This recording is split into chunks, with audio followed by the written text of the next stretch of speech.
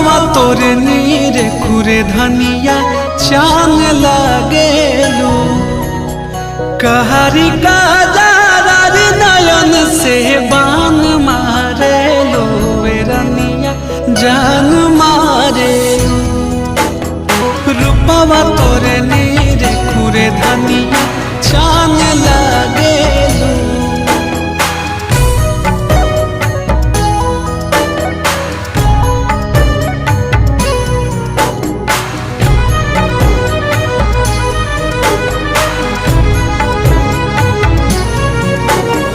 चम चम चमकेला चेहरा नूरानी, नजारी के सोझा